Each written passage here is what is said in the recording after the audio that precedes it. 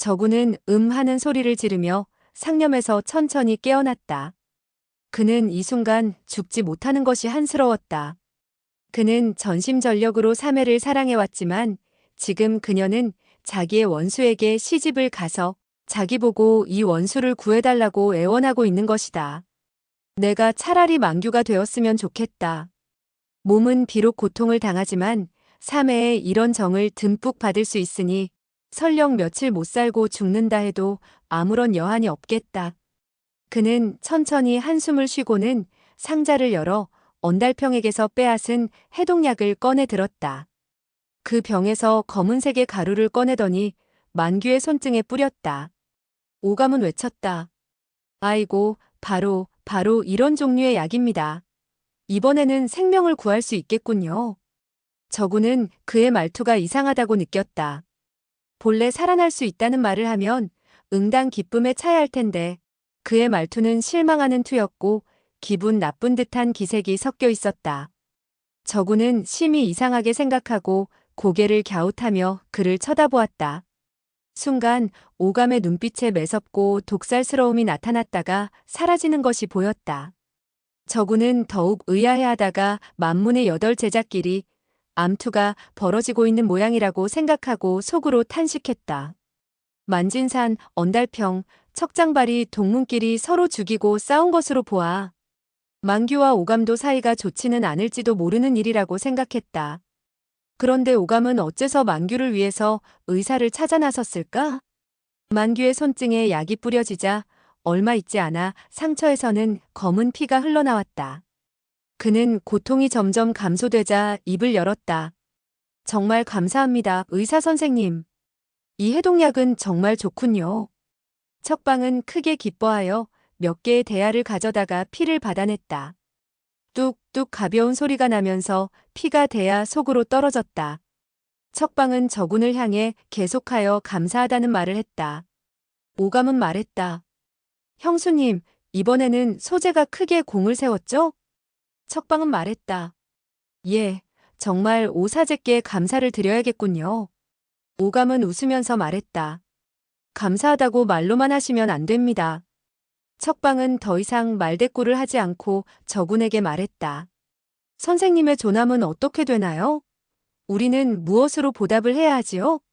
저군은 고개를 흔들면서 말했다. 감사할 필요는 없습니다. 이 독은 계속하여 10차례 약을 발라야만 비로소 완전히 해소시킬 수 있습니다. 그의 마음은 쓸쓸하고 고통스러웠다. 자, 이 한 병의 약을 전부 당신께 드리지요. 그는 약병을 건네주었다. 척방은 일이 이렇게 쉽게 풀릴 줄은 몰랐는지 얼른 손을 내밀어 약병을 받지 못하고 말했다. 약을 사도록 하지요. 얼마나 드리면 될지 모르겠군요. 저구는 고개를 흔들며 말했다. 당신에게 드리는 것이니 돈은 필요 없습니다. 척방은 매우 기뻐하면서 두 손으로 약병을 받아들고 몸을 숙여 깊이 감사의 뜻을 표하면서 말했다. 선생님께서 이렇게 은혜를 베풀어 주시니 정말 어떻게 감사해야 할지 모르겠습니다. 오사제님, 당신은 이 의사 선생님을 모시고 아래층에 내려가 잠시 기다려주세요. 저구는 말했다. 아닙니다. 이만 물러가겠습니다. 척방은 말했다. 아니에요. 선생님께서는 생명의 은인이십니다. 우리는 그대에게 보답은 못해도 약주 한 잔이라도 대접하고 싶습니다. 선생님은 절대 가지 마세요. 가지 마세요라는 말을 듣자 저군의 마음은 금방 부드러워졌다. 그는 속으로 생각했다. 이젠 복수도 할 수 없게 되었구나. 정형님을 안장시킨 다음 다시는 이 형주성에 돌아오지 말자. 내가 살아있는 한 절대로 사매를 만나지 말자. 그녀가 나에게 술을 대접한다고 하니 그녀를 잠시만 바라보아도 나쁠 것은 없겠지. 그렇게 생각하고 고개를 끄덕였다. 술 좌석은 아래층 작은 객실에 차려져 있었다. 저군이 상석에 앉고 오감은 옆에서 술을 따랐다. 척방은 은덕에 감격하여 친히 부엌에 나가 요리를 만들었다. 만진산 등은 마침 집에 없는 것 같았고 다른 제자들도 술 좌석에 나타나지 않았다. 척방은 공손하게 그에게 3잔의 술을 따라주었다. 저구는 그 술을 받아 마셨다. 갑자기 가슴속에 울컥 치밀어 오르는 게 있었고 눈물이 핑 돌았다. 더 이상 감정을 주체할 수 없어 조금만 더 앉아 있다가는 자기의 정체가 노출될 것이라고 생각하며 즉시 몸을 일으켜 세우며 말했다. 술은 충분합니다. 저는 떠나겠습니다. 이후 절대로 저를 찾지는 못할 것입니다. 척방은 말했다. 선생님께서 은혜를 베푸셨는데 우리는 어떻게 감사해야 할지 모르겠군요. 여기 100냥의 은이 있으니 선생님께서 가시다가 술이나 사서 드세요. 말을 하면서 두 손으로 한 주머니의 은덩이를 받쳐들었다. 저구는 갑자기 고개를 쳐들고 하늘을 쳐다보며 껄껄 웃으며 외쳐댔다. 내가 그를 구했다. 내가 그를 살려냈어. 하하하, 정말 웃긴다. 이 세상에 나보다 멍청한 사람이 있을까? 하하, 그는 마음껏 크게 웃었다. 두 뺨에는 두 줄기의 눈물이 흘러내렸다. 척방과 오감은 그의 미친 듯한 태도를 보자 모두 아연실색했다. 척방의 딸인 계집아이가 말했다. 아저씨가 울어요. 아저씨가 울어요. 저구는 깜짝 놀랐다. 그는 척방을 바라보면서 속으로 중얼거렸다. 지금부터 나는 절대로 너를 만나지 않을 것이다. 왼손을 품속에 집어넣고 동굴에서 가져온 당시선집을 더듬어 오른쪽 옷소매 위에 집어넣었다. 그리고 옷소매를 천천히 내려 살며시 의자 위에 당시선집을 내려놓으며 더 이상 척방을 쳐다볼 자신이 없어 고개를 돌리며 아래층으로 내려갔다. 척방은 말했다. 오 사제님, 당신이 이분을 바래다 주세요. 오감은 말했다. 좋습니다. 그러더니 저군의 뒤를 따라 나갔다. 척방은 손에 은덩이를 들고 있으면서 왠지 가슴이 두근거리는 것을 느꼈다. 그 의사 선생님은 누구일까? 그의 웃음소리는 어째서 그 사람과 그렇게 닮았을까? 아, 내가 왜 이럴까? 이 며칠 동안 남편이 심하게 앓고 있는데 내 마음이 이렇게 뒤죽박죽이라니. 언제나 그녀는 은덩이를 탁자 위에 내려놓으며 의자에 앉아 손으로 턱을 고였다. 그 의자는 저군이 앉았던 의자였는데 척방은 의자에 무엇인가 놓여 있다는 느낌이 들었다. 급히 몸을 일으켜보니 한 권의 노란 헌책이었다. 책 표지에는 당시선집이라는 네 글자가 쓰여 있었다. 그녀는 깜짝 놀라며 책장을 펼쳤다. 책장 속에는 한 쌍의 꽃무늬가 나타났다. 바로 자기가 옛날 상서의 옛집에서 오려낸 것이었다. 그녀는 떨리는 손으로 다시 몇 장을 넘겼다. 한 쌍의 호랑나비 문양이 보였다. 그 옛날 저군과 굴 속에서 어깨를 나란히 하고 앉아 이 호랑나비를 오려내던 전경이 갑자기 번개처럼 뇌리에 떠올랐다. 그녀는 자기도 모르게 엇하고 소리를 질렀다. 이 책은 어디서 나타났을까? 누가 가져온 것일까? 설마 아니 그 떠돌이 약장수 의사 선생님일까? 계집아이는 어머니의 표정이 이상하게 변하자 놀라서 연신 외쳤다. 엄마, 엄마, 왜 그러세요? 척방은 멍하니 서 있더니 그 책을 집어 품속에 넣고 나는 듯 아래층으로 달려 내려갔다. 그녀는 만씨 집에 시집을 온 후 항상 점잖게 행동했으며 이렇게 대청 사이를 급하게 뛰어간 적은 없었다. 만씨 집 하인들은 마님이 경공을 전개하는 것을 보고 크게 놀랐다. 척방이 대청에 이르자 오감이 대문에서 들어오는 것이 보였다. 그녀는 급히 물었다. 그 떠돌이 의사 선생님은 어디 있습니까? 오감은 말했다. 그 사람은 정말 이상하기 짝이 없습니다. 한마디도 하지 않고 가버렸어요. 형수님은 왜 그자를 찾으십니까? 사형의 상처는 어찌 되었습니까? 척방은 말했다. 아닙니다. 아닙니다.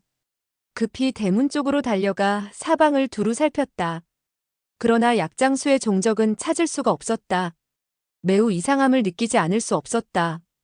그녀는 대문 밖에서 한참을 서 있다가 손을 들어 품속에서 그 헌책을 꺼내어 뒤적였다. 문양 한 장씩을 볼 때마다 어렸을 때 기쁘게 뛰놀던 일이 생각났다. 눈물은 쉬지 않고 옷깃을 적시고 있었다. 그녀는 문득 떠오르는 생각이 있어 중얼거렸다. 내가 어째서 이렇게 멍청할까? 시아버지와 남편이 최근 상서성의 언사숙을 만나러 가지 않았는가? 그들은 무의식 중에 산동굴에 들어갔다가 이 책을 가져왔을 것이다. 이 떠돌이 의사가 어찌 이 책과 관계가 있겠는가? 그러나 즉시 다른 생각이 떠올랐다. 아니다. 아니다. 일이 그렇게 딱 들어맞을 수는 없다. 그 산동굴은 은밀하기 짝이 없어서 아버지조차도 모르시는데 남편과 시아버지가 어찌 그 동굴을 찾을 수 있겠는가? 그들은 언사숙을 방문하러 갔는데 어떻게 그 산동굴 속에 들어갈 수 있었겠는가? 조금 전에 내가 술 좌석을 마련할 때 분명히 그 의자를 닦은 적이 있었는데 그때 이런 책은 그곳에 없었다. 만약 그 떠돌이 약장수가 가져오지 않았다면 어디서 나온 것이지? 그녀는 마음속 깊숙이 많은 의문을 남긴 채 천천히 방 안으로 들어갔다. 만규가 약을 바른 다음 정신이 많이 좋아져 있었다. 그녀는 그 책을 남편에게 보이고 물어보고 싶었으나 다시 생각을 바꾸었다. 절대로 경거망동해서는 안 된다. 만약 그 의사가 만규가 말했다. 그 의사 선생님은 나의 은인이시오. 반드시 후하게 대접해야 될 것입니다. 척방은 말했다. 그렇지요. 내가 그분에게 100냥의 은을 드렸는데 그는 받지 않으셨습니다. 정말 강호에 보기 힘든 인물입니다. 이 해독약은 해독약은요? 당신이 거두었습니까? 만규는 말했다. 나는 갖지 않았소. 책상에 없소. 척방은 탁자 위와 침대, 화장대, 의자, 상자, 침대 위아래, 책상 등 구석구석을 찾아보았다. 그러나 해독약은 보이지가 않았다. 그녀는 속으로 초조해졌다. 조금 전 내가 정신이 없어 뛰어나갈 때 땅에 떨어뜨렸을까? 아니다. 내가 분명하게 기억하기로는 그 약을 책상 위에 놓아두었다. 만규 역시 초조하여 말했다. 당신은 빨리 찾아보시오. 어째서 보이지 않는다는 말이오? 내가 조금 전 눈을 붙였는데 잠을 자기 전에도 그 약이 탁자 위에 있는 것을 보았소. 그가 이렇게 말하자 척방은 더욱 초조해졌다. 방을 나와 딸아이를 잡고 물어보았다. 조금 전 엄마가 이 방을 나갈 때 누가 들어왔니? 어린 딸은 말했다. 오아저씨가 왔었어요. 그는 아빠가 잠이 드신 것을 보자 나가셨어요. 척방은 문득 일이 이상하게 돌아간다고 느꼈다. 그러나 만규는 병중에 있는 몸이라 그에게 걱정을 끼칠 수 없었다. 그래서 말했다. 공심채야, 너는 아빠와 함께 있거라. 엄마가 그 의사 선생님께 가서 약을 한 병 사서 아버지의 상처를 치료해야겠구나. 소녀는 고개를 끄덕이면서 말했다. 엄마, 빨리 돌아오세요.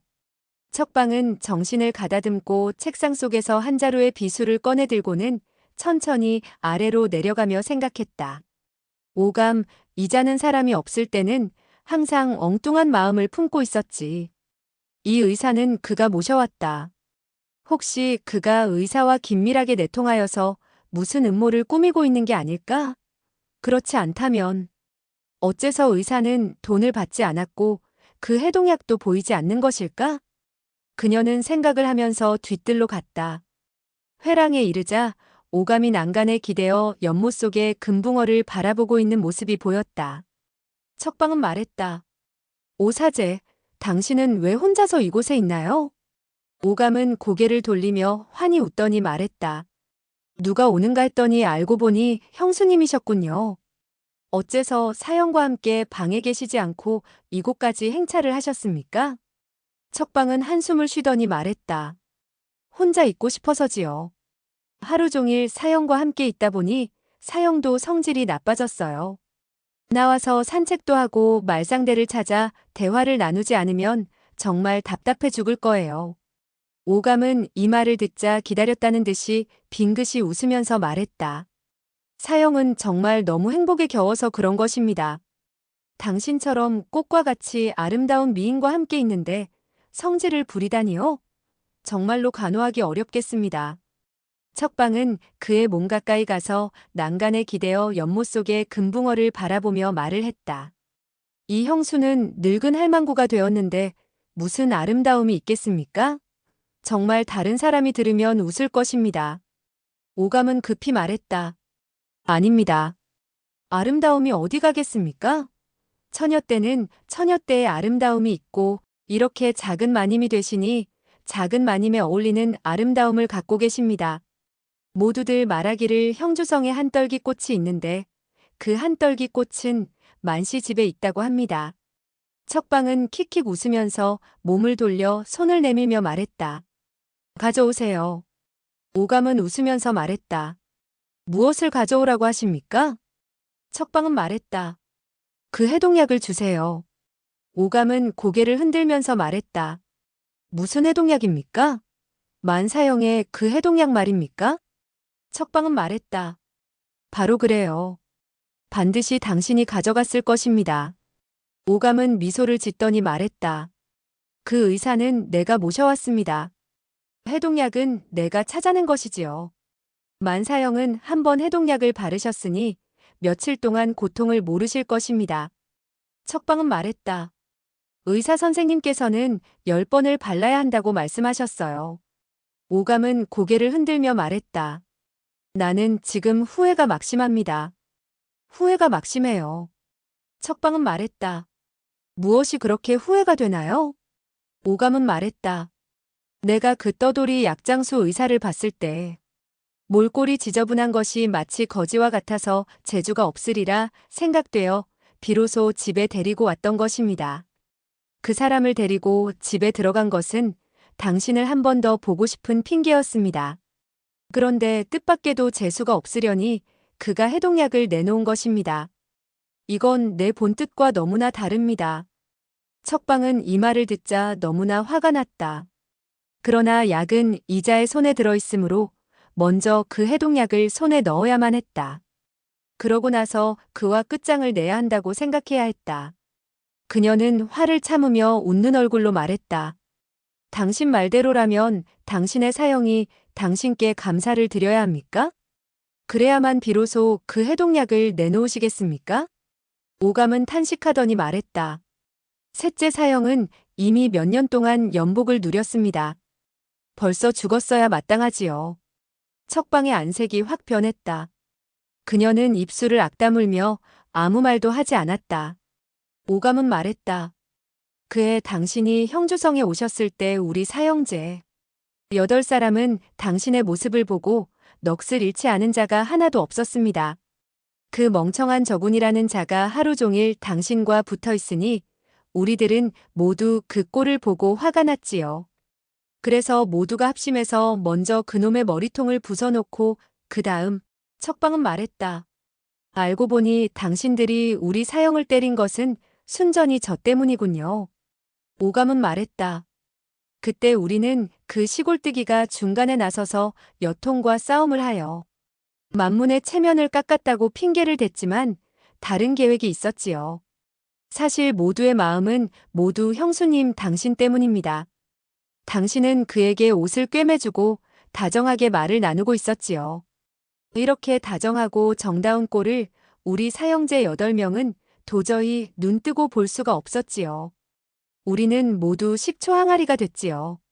척방은 은밀히 깜짝 놀라며 생각했다. 이 모든 것이 나 때문에 일어난 화인가? 그런데 남편은 어째서 지금까지 그런 말을 한 번도 하지 않았을까? 그녀는 태연한 얼굴을 지으려고 애쓰며 웃어 보였다.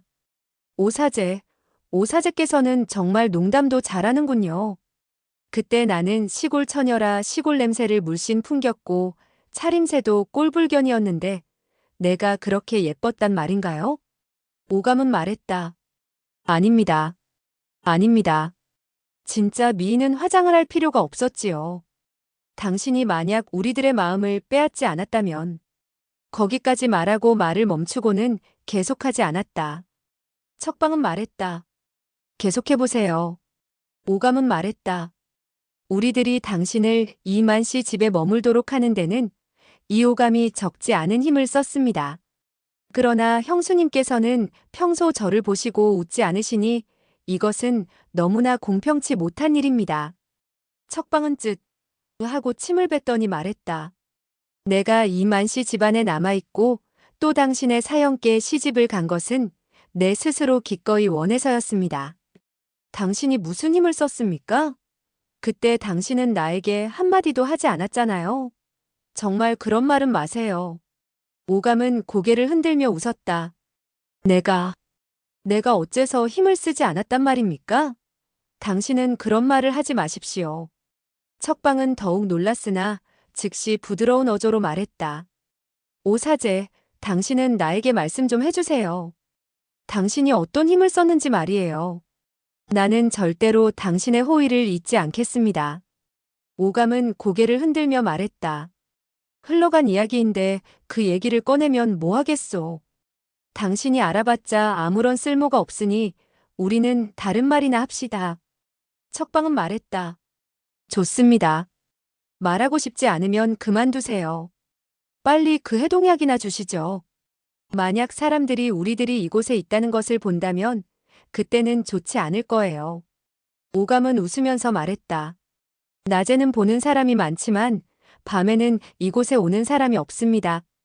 척방은 뒤로 한 발짝 물러서서 싸늘히 얼굴을 굳히고는 말했다. 당신은 무슨 말을 하고 있는 거지요? 오감은 웃으면서 말했다. 당신이 만약 만사형의 상처를 낫게 하고 싶으면 그건 어렵지 않죠. 오늘 밤 삼경에 나는 저쪽 창고에서 당신을 기다리고 있겠소. 당신이 만약 내 뜻에 따른다면 나는 당신에게 한 번 바를 약을 드리겠소. 척방은 입술을 깨물며 욕을 했다. 개 같은 자식, 내 놈이 감히. 그런 말을 하다니 담도 크구나. 오감은 침착한 목소리로 말했다. 나는 벌써 죽을 각오를 하고 있습니다. 죽을 놈이 무슨 짓을 못하겠습니까? 만규라는 자는 나보다 한 곳이라도 나은 곳이 있습니까? 단지 사부의 아들일 뿐이고 팔자가 좋은 가문에 태어난 것뿐이지요. 우리 모두가 힘을 썼는데 어째서 이 멍청한 놈 혼자서 복을 누려야 한단 말입니까? 척방은 그가 연신 몇 차례 힘을 썼다는 말을 하자 마음속에 의구심이 더욱 깊어졌다. 그러나 그가 말을 함부로 하자 계속 듣고 싶지가 않았다. 그래서 말했다. 시아버님께서 돌아오시면 나는 사실대로 아랠 것입니다. 그렇게 되면 당신은 곱게 죽지 않을 것입니다. 오감은 말했다. 나는 이곳을 지키고 떠나지 않겠습니다. 사부가 나를 부르기만 한다면 나는 먼저 이 해독약을 이 연못에다가 뿌려 금붕어에게 먹이겠습니다. 내가 그 떠돌이 의사에게 물어보니 그는 해독약은 오로지 한 병뿐이고 다시 만들자면 1, 2년 내로는 만들 수 없다고 합니다. 그는 한편으로 말을 하고 한편으로는 품속에서 해독약을 꺼내어 병뚜껑을 열며 연못에다가 갖다 대었다. 손이 조금만 움직여도 해독약은 금방 연못 속에 뿌려질 것 같았다. 그렇게 되면 만규의 생명은 끝장이 난 것이나 다름없었다. 척방은 급히 말했다. 보세요. 농담은 이제 그만하시고 약을 빨리 거두세요. 우리는 천천히 상의해봐도 늦지 않을 것입니다. 오감은 웃으면서 말했다. 무슨 상의할 것이 있습니까? 당신이 남편의 생명을 구하고 싶다면 나의 말을 들어야 할 것입니다. 척방은 말했다. 만약 당신이 진정으로 나에게 오래전부터 마음이 있었고 또 힘을 썼다면 몰라도 그렇지 않으면 나는 절대로 당신의 뜻에 따르지 않을 것입니다. 오감은 크게 기뻐하면서 해독약의 병마개를 닫으면서 말했다. 형수님, 내가 만약 진실을 말한다면 당신은 오늘 밤에 나와 만나주시겠습니까?